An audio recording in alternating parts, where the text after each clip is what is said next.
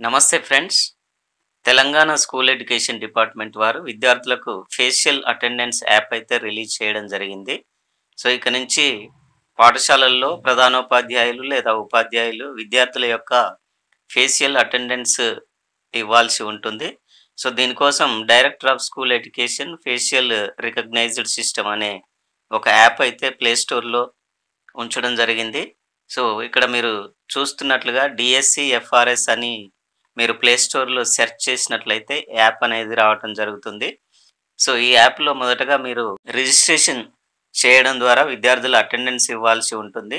So, ఈ వీడియోలో యాప్‌ని ఎలా ఇన్‌స్టాల్ చేసి ఉపయోగించాలి, సో, యాప్ యొక్క పాస్వర్డ్ ఎలా రీసెట్ చేయాలో చూపిస్తాను. దీనికోసం మీరు ఇన్‌స్టాల్ ట్యాప్ చేయండి. యాప్ అనేది మీ మొబైల్‌లో ఇన్‌స్టాల్ అవ్వడం జరుగుతుంది. సో, ఇది ప్రధానోపాధ్యాయులతో పాటు అందరూ ఉపాధ్యాయులు కూడా డౌన్‌లోడ్ చేసుకుంటే బాగుంటుంది.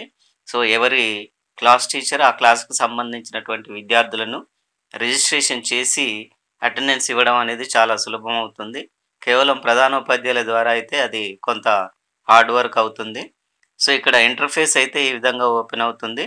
సో, రెండవ option Telangana state board of school education tap చేయాల్సి ఉంటుంది. సో, నెక్స్ట్ ఇక్కడ లాగిన్ స్క్రీన్ అనేది ఓపెన్ అవ్వడం జరుగుతుంది. ఇక్కడ డిఫాల్ట్‌గా యూజర్ ఐడీ, పాస్వర్డ్ ఇవ్వాల్సి ఉంటుంది. సో, యూజర్ ఐడీ అనేది మీ పాఠశాల యొక్క యూడైస్ కోడ్ ఇవ్వాల్సి ఉంటుంది. పాస్వర్డ్ అనేది school@123 అందరికీ ఒకే రకంగా ఉంటుంది. అన్నీ స్మాల్ లెటర్సే ఉంటాయి. సో, ఇది డిఫాల్ట్ పాస్వర్డ్. సో, ఈ పాస్వర్డ్‌తో మీరు లాగిన్ చేయాల్సి ఉంటుంది. డీటెయిల్స్ ఇచ్చిన తర్వాత లాగిన్ ట్యాప్ చేయండి. యాప్ అయితే లాగిన్ అవ్వడం జరుగుతుంది. పాస్వర్డ్‌లో అన్నీ స్మాల్ లెటర్సే ఇచ్చి లాగిన్ ట్యాప్ చేయండి. నెక్స్ట్ ఇలాంటి స్క్రీన్ ఓపెన్ అవ్వడం జరుగుతుంది. ఇక్కడ మీరు మీ పాస్వర్డ్‌ను రీసెట్ చేసుకోవాల్సి ఉంటుంది. సో, మొదటగా ఓల్డ్ పాస్వర్డ్ ఇవ్వండి. సో, తర్వాత 2 బాక్సుల్లో మీ యొక్క న్యూ పాస్వర్డ్ అనేది ఇవ్వాల్సి ఉంటుంది. చివరి బాక్స్‌లో న్యూ పాస్వర్డ్‌ను కన్ఫర్మ్ చేయాల్సి ఉంటుంది.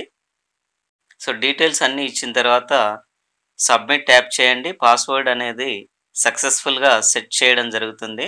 పాస్వర్డ్ సెట్ చేసుకున్న తర్వాత మీరు అదే పాస్వర్డ్‌తో లాగిన్ చేసి ఒక్కొక్క విద్యార్థిని క్లాస్ వైస్‌గా రిజిస్టర్ చేయాల్సి ఉంటుంది. సో, ఫ్రెండ్స్, నెక్స్ట్ వీడియోలో విద్యార్థులను క్లాస్ వైస్‌గా ఎలా రిజిస్టర్ చేసి ఫేషియల్ అటెండెన్స్ ఎలా అప్లోడ్ చేయాలో చూపిస్తాను. ఈ వీడియోని మీ ఫ్రెండ్స్ అందరికీ షేర్ చేయండి. మీరు ఫస్ట్ టైం ఛానల్ చూస్తున్నట్లయితే సబ్స్క్రైబ్ చేయండి. Thank you.